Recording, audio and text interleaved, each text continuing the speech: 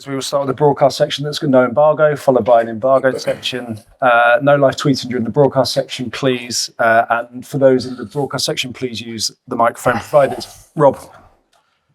Ange, afternoon. It's been a tricky run in terms of the injuries that have piled up for your team, results-wise as well. Just wonder what you've learned about the character and the mentality of your group over the last few weeks, and also maybe the ability to of guys like GL Celso who had been a periphery figure for quite a long time. Yeah, look, it's fair to say not by design, but you kind of test all these things through tough periods, and we've certainly been through one and still in many respects going through it now. But I've been really pleased with the players' application, commitment to sort of what we're trying to do. And like I said, guys have got an opportunity to, which maybe they wouldn't have got otherwise. And, performance level in the last 4 games has been pretty good. Probably Wolves aside in terms of the kind of football we want to play. Obviously the results haven't. So, it's still, an area we need to kind of improve. But like I said, with everything we've gone through, we've certainly, like you said, you discover things. And from my perspective, the main thing is that I've been pleased with, like I said, the application and the determination for the players to kind of keep going.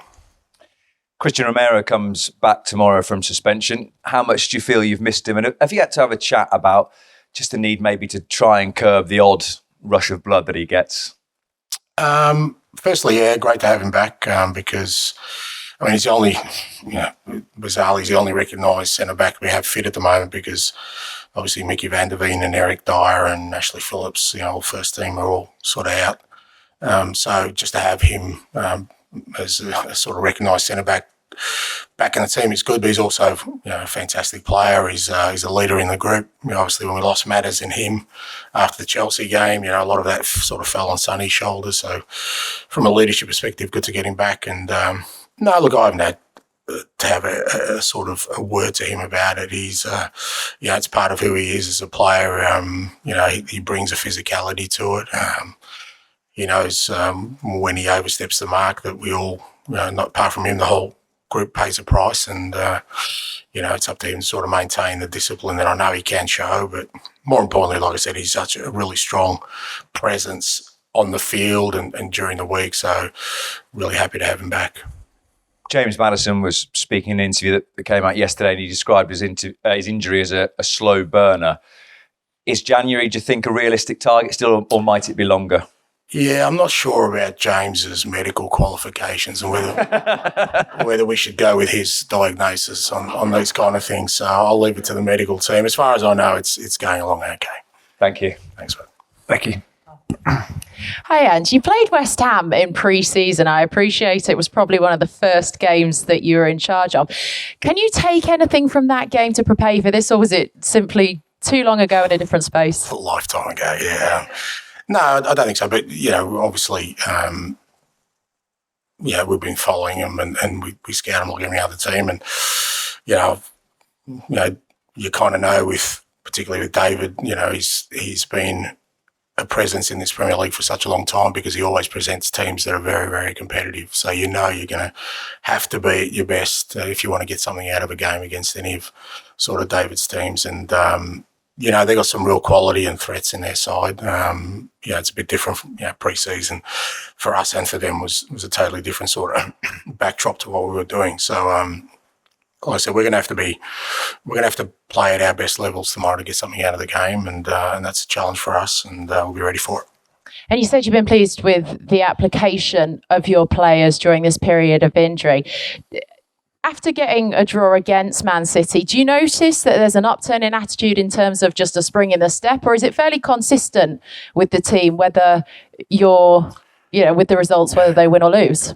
No. I mean, you look, they're human beings. They feel, we weren't happy with the 3 losses. And, that it does affect players, not against their confidence, but just their general demeanour, because with every loss you kind of get a little bit more sort of focused on the results. We're not overjoyed at getting a draw, so it's not about that. It's more about, I guess, the manner in which we went about it that's given them a little bit, more belief in what we're trying to do. Because in the second half, I thought we showed some real resilience in terms of sticking to the kind of team we want to be to try and get something from a game. It's always going to be difficult anyway. So I think, the sort of the upturn in any sort of feelings they have is coming more from that than the result. But we just try and stay consistent in our approach that, the end game for us is to play the game a certain way, and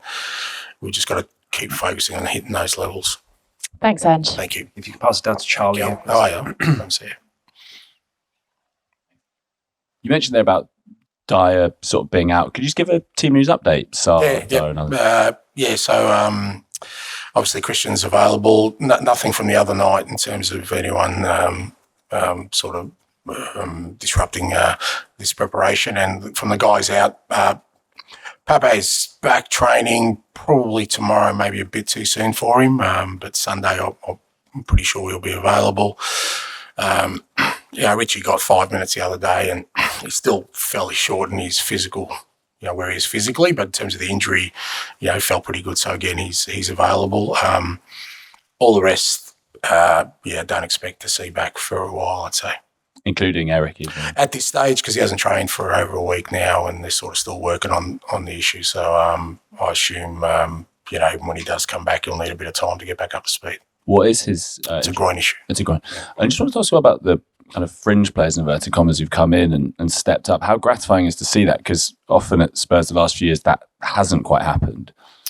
Well, it's been important because, like I said, out of necessity, they've got an opportunity, and sometimes in that kind of scenario, you're very reliant on their ability to kind of come in and, not sort of disrupt the flow of what we're trying to do too much. But I was, as much as by necessity, I was always heartened by the fact that they're training every day, guys like Gio and Brian Gill and even someone like Ben Davis, who hasn't had a lot of game time. They've been training well. Emerson has been training well. We're obviously asking them to do a little bit of a different role, which is another challenge. But again, I come back to their application, their determination to sort of just try and play our football has been a key to that. And as I keep saying, look, Wolves aside, I think our level of performance has been pretty good considering what we've had to go through so far. To show as well how important it is to keep those people engaged, even if they're not getting the minutes they want. Yeah, well, look, I've always been that way. If you come and watch our training session, there's no one who's standing on the sideline. Everyone is involved. We gear our training sessions around the numbers we have. We don't sort of focus on one group over another, and it's for that reason. I think it's important that whether you're a player or staff member, you need to feel like you're valued, you're part of something. And sometimes the guys who aren't sort of playing or haven't had an opportunity to play, their only chance to show what they can do is a training. So we've got to give them that platform. And I think that's helped us through this period. Ian. Hi, Ange. Hope you're well. Thanks. Richarlison coming back 4 weeks ago, he had his surgery, and as you say, he got 5 minutes or so at Man City, available for West Ham. Does that show how determined he is and how maybe he's got over his problems from earlier in the season, that he wants to be back playing in your team straight away? Yeah, look, I think, Richie, to be fair to him, he was struggling with it from the start of the season, but, from our point of view and the medical team's point of view, it was one that we thought we could sort of persist with till we got a good chance to sort of get some work on it. But it kind of, by the end of it, he was really struggling, even at training. So, even though it wasn't great timing for us, because it came at a time when we lost a lot of other players, we just felt, we needed to that he needed intervention from a medical perspective. And he's worked hard with the medical team, the sports science staff to be available. And, talking to him and watching him, he feels a lot better in terms of that aspect of it. But like I said, he's missed a fair bit of training in that 3-4 weeks. So we just got to do some work with him over the next couple of weeks to get him back up to speed, because, again, we've got a fair few games and, we've been a little bit limited with how we can change things up during a game in the front third. So, having him available, either to start or to come onto a game is going to be invaluable. Won a lot of plaudits for the way you played at Manchester City on Sunday. West Ham are after the game. Yeah, after the game. Yeah. And before. Yeah, there you go. West Ham, very different animal to City. They're a team that decides to come onto them, hit them on the counter. Mm. Is that more dangerous in a way for your side and your philosophy? No, I think it's equally. I mean, I just think with all these challenges, there's the biggest sort of obstacle is, ourselves in terms of we need to hit certain levels, irrespective of what the opposition may bring to it, because the kind of game style we have, we're very reliant on how, we roll out the kind of football we want to play, because it's not so much about stopping an opposition. It's whether we can impose ourselves on oppositions, and all of them have got threats, both with and without the ball, that we've got to be wary of. So the challenge is the same. The challenge is about us, making sure that we hit the levels we need to then be able to play the game we want to. So it's a Premier League. Every game, you see it at the moment. There aren't many that, are kind of easy games for any team. Home or away, they're all pretty tight, and I've got no doubt tomorrow night will be a real good challenge for us. And you pretty much played, by the odd week or so, once a week. How are you looking forward to? How much do you enjoy the relentlessness of December, where there's 10 games for you, and you're probably pretty much never going to see your family, and it's going to be all football. I don't know about not seeing my family. I'm not sure what your family life's like, mate. I like seeing mine.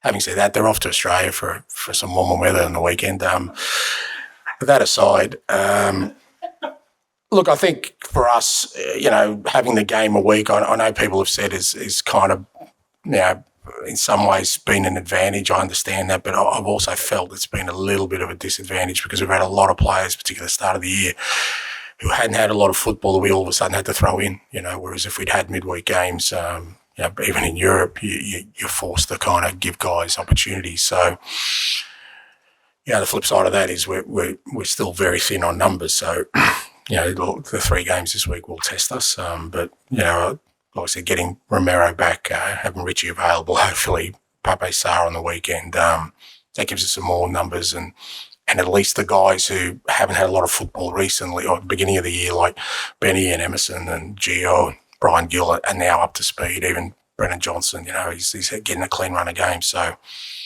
looking forward to it. I mean, it's 2 big games for us, particularly at home, and particularly after the results we've had recently, that we need to perform at a good level to get the results we need. Thanks, man. Hi, Ange. Just want to ask you about Guillermo Vicario. Obviously getting a lot of praise for what he's doing with his hands, his saves, but with his feet, he seems to be getting better and better. How pleased are you with that, and how much work has someone like Rob Birch had to put into that, or was it something he always had?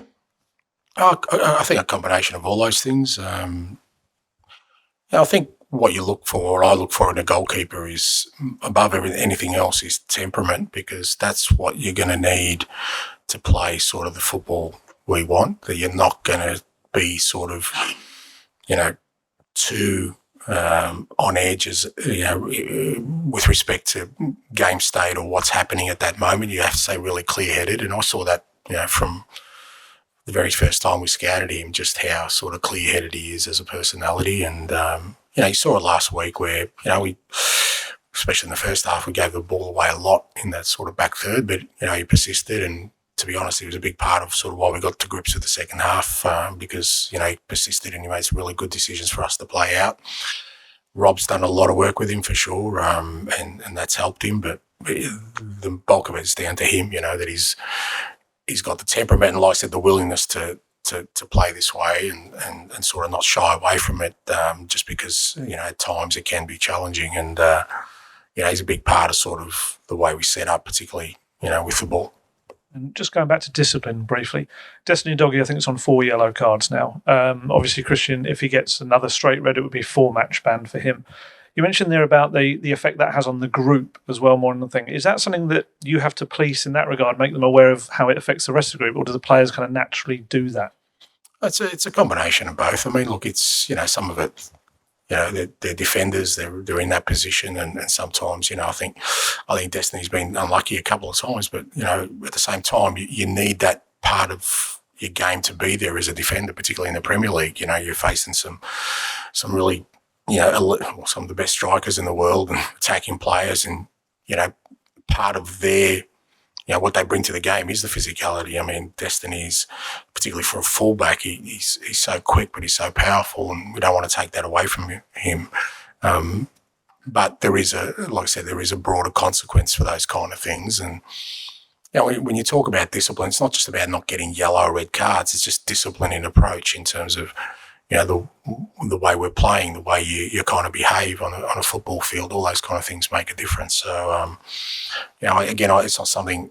I said a couple of weeks ago. I think it's been an area that we need to improve. But I'm not just talking about yellow and red cards. Discipline is also.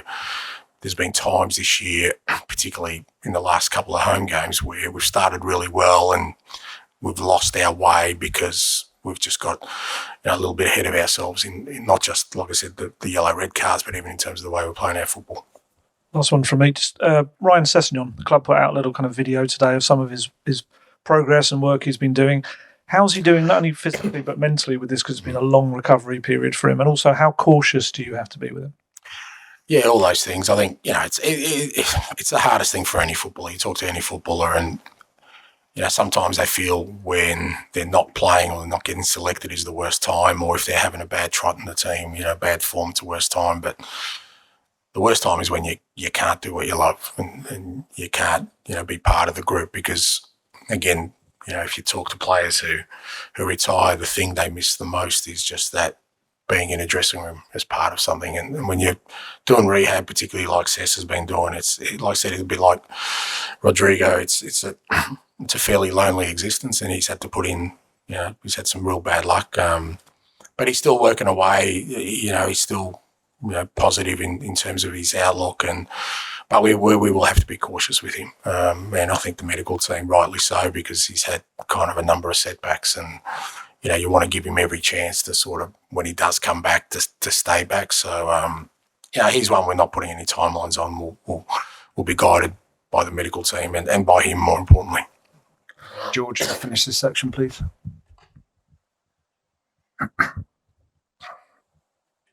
Hi, Ange. Just with Romero, how's he been this last month? Obviously not playing, but training. Has he been sort of person you want in training to prepare the team as best as possible?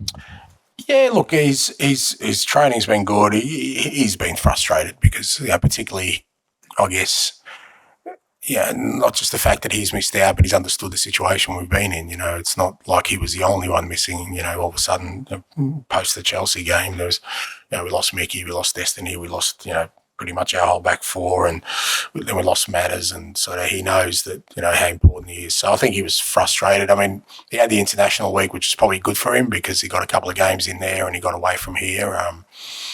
But he's been ready to go the last sort of week. He's trained really well, and I know he's happy, and I know the rest of the group's happy to have him back in. And obviously you mentioned Eric being out for this week at least. You've obviously got Emerson as an option, Ben Davis, but also Alfie Dorrington. Are you sort of looking to him to kind of show you during the week that if someone's needed that he can come on? Yeah, well, he's been in the squad the last 3 weeks, maybe 4 weeks. So Alfie and Jamie got on. They're training with us now. They're part of the first team, so they have a chance every day to sort of show what they can do and be available. And as I said, at the moment we are really thin on defensive numbers. So he may very well get an opportunity over the next couple of weeks. And obviously a pleasing result at the weekend in terms of coming back, Man City, but still 4 without a win. You're a manager that's used to winning. How much is that sort of eating at you, or are you sort of battling that by thinking about the bigger picture? Look, you treat it the same way. It's like I say, I don't like losing. It doesn't sit well with me. I like winning. But, for me, like I said, last week was not about just sort of getting a result there. It's the manner in which you do it, because just a result by any means, I've been in that position before. It doesn't fulfill you any more than sort of, losing a game of football.